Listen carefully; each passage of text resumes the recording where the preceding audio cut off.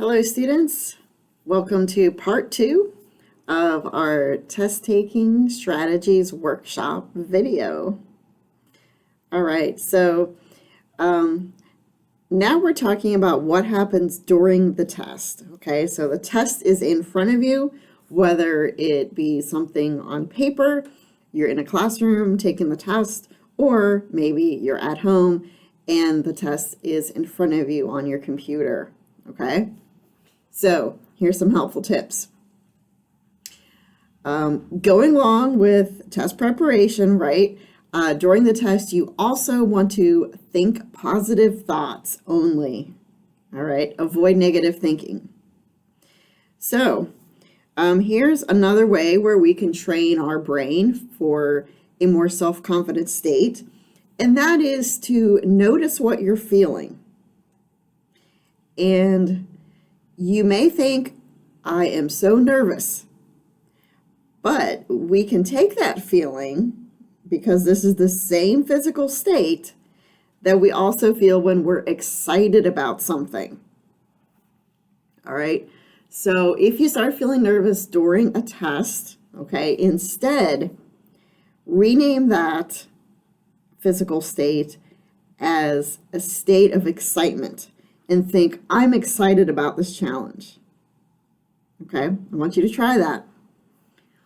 Also, if you lose focus during the test, it's okay, that happens. Here are some things that you can do to get back on track, okay? So one of the things is just stop and take 3 deep breaths. All right, that's only going to take you a couple seconds. And during this time, as you're taking your deep breaths, you are going to get back on track to that test afterwards, okay? You can also relax your shoulder muscles. Okay, that's another thing you can do. Take a quick break for a couple seconds. Another thing that you could try when you lose focus is you can think to yourself, this will come back to me soon. Okay, so maybe you're stumped on part of the test, okay? You think to yourself, this will come back to me soon. All right, and then you get back into the test. And maybe that means skipping that particular question that you got stuck. That's okay. Come back to it later. Another key thing is to not think about anyone else's progress. And this is something that's typical in an in-person classroom setting. All right, you may see somebody finish the test early, they get up and they leave, okay? Don't even think about them, because who knows? They may not have even done well on the test. Maybe they finished early because they didn't know quite a few of the answers. All right, you don't know. Me personally, I was always a slow test taker, and so I was always one of the last people to finish any test. But I know that about me. I'm a meticulous person, and I want to make sure that I'm doing a good job. So that's why it takes me longer. But it's something that I've come to accept and embrace about myself. And I hope you can do the same. All right. This is another strategy that I borrowed from one of our former student success coaches here at DDCC, and that's to use the DETER method. Okay, so it's an acronym, and it's something that you use in order. Okay, so the first letter is D, that stands for directions. So you want to read the directions carefully. Okay, so make sure you know, is it multiple choice or is it select all? Okay, and ask questions. Okay, any teacher should be able to answer questions about the directions. Okay, that's not a secret. The other thing, E, examine the entire test. How many questions? How many pages? Right? What are the different question types? Sometimes you can't see an entire test if it's an online test. But you may be able to see the number of questions. If we're talking about Moodle, it should be in the top left corner. If it's another platform, like maybe it's MyMathLab, I'm not as certain about those platforms. But anyway, as you get experience taking tests in your classes, you should be able to figure out how many questions there are on tests. Professors are people of habit. So if your first test has 20 questions, it's likely that the next couple of tests are also going to be 20 questions or somewhat similar. Okay. Time. Use your time wisely. And that could include coming up with a plan. So maybe essays aren't your thing. So maybe that's something that you want to do first. But you know, it's up to you. But have a plan so that you can use your time wisely. Another good strategy is in the second letter E here, and that's for easiest. Do the easiest questions first. Why is that a good test taking strategy? The reason is that it lets you maximize your points. Okay, so if you're answering all the questions that you know the answers to, you've studied these, you've seen this material before, you know these answers, you're going to maximize your points. Because if you try to do the harder ones first, you could be wasting your time. So get the easiest ones done first, come back to the hard ones. And R is review. Okay, so one thing you don't want to do is you don't want to just finish your test, close it off, leave, whatever. Okay, you want to do a review if you have time. Okay, don't just end that test early. Go back over. Now we'll talk about test questions next, but the great thing about a review is you may figure out there's some questions that you skipped. Okay, you don't want to leave anything blank, right? Even if you just make a guess, okay? Always put an answer down. And who knows, your teacher may give partial credit. So if it's a math problem and you didn't start it, give it a try. Maybe you'll get some of the steps right and you'll get partial credit. All right, let's talk about different question types now. Okay, these are proven strategies to help you. Okay, multiple choice questions. Read all the answer choices. I know it takes more time to do that, but what you want to do, and I'll give you a little tip from a teacher standpoint, okay? When I make a multiple choice question, there's going to be a correct answer, and there's going to be an almost correct answer in those options, okay? And then there may be some just for fun ones, something funny that could never be an answer, but it's just there anyway. But you want to be able to differentiate between the almost correct one and the correct one. So if you see the almost correct one first and you choose that one, oh well, you just got that one wrong, okay? So read all answer choices. The other thing that you want to do is eliminate answers. So if there is an all of the above option or a none of the above option, okay, you want to make sure that you're selecting the correct answer, okay? And if you can get rid of one of the answer choices, well, then all the above is not going to be something that you select, okay? You won't know the none of the above until you keep eliminating answer choices. Here's another tip, okay? Absolutes. So words such as always or never, they are usually not correct choices. Think about the logic behind this, right? How much of life is always or never, okay? Not as much, thankfully. So consider that another tip. All right, let's talk about true-false questions. Okay, simplify the question in your head. I always had an issue with this, and maybe you do too, but when the statement of a true-false question has a negative term, such as the word not thrown in there, that can be tricky.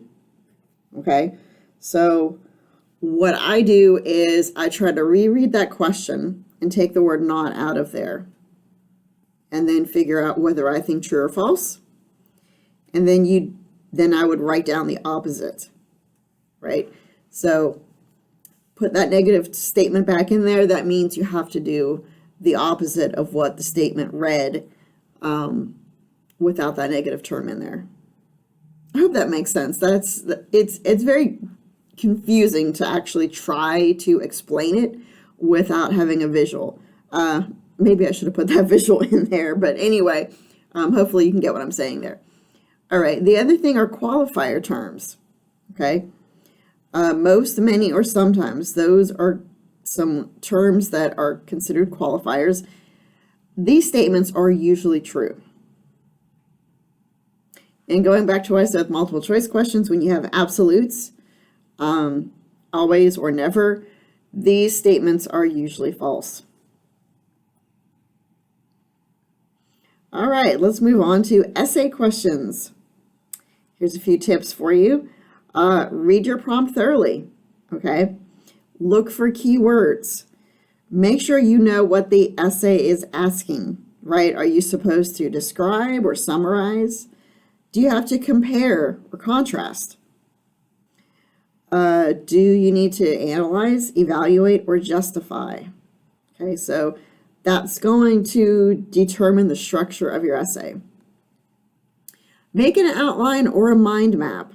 I know this is going to eat up a little bit of your test time, but having a good outline will give your essay good structure. And I would always think that an essay you could get partial credit, although, I don't use essay questions very often, but I'm sure other teachers do, and I would think that you would at least be able to get partial credit. So the better your essay is, the more points you're going to get for it. And finally, review your essay. Okay, don't just write it out and leave it, okay? And also, don't spend 3 hours writing the word the, as you can see SpongeBob did. All right, post-test. Evaluate what test-taking strategies went well. All right, that's one thing, okay? What went well? What parts of your studying were successful? You also want to savor the success of completing the test. I know this may sound a little odd because in our culture, we are very focused on doing well on things and celebrating those with trophies and awards. But I'm telling you to do something different. You want to celebrate the success of getting through that test, okay? And we're talking about low stakes here. Like maybe you go out and you have your favorite ice cream, or maybe you and a friend get your favorite pizza together. So just something to reduce that test-taking anxiety, okay? You're building self-confidence because you got through that test. You did it.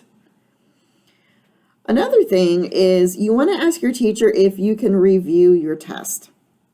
Okay, that's one thing I don't let my students see the test questions in some of my classes that I teach. Or at least it was a strategy that I used to use in the past. And the main reason why I was writing my own test questions, I didn't have a huge test bank, so I didn't want somebody to just go take my test and put up the answers on the web. You're not that kind of person, are you? Right?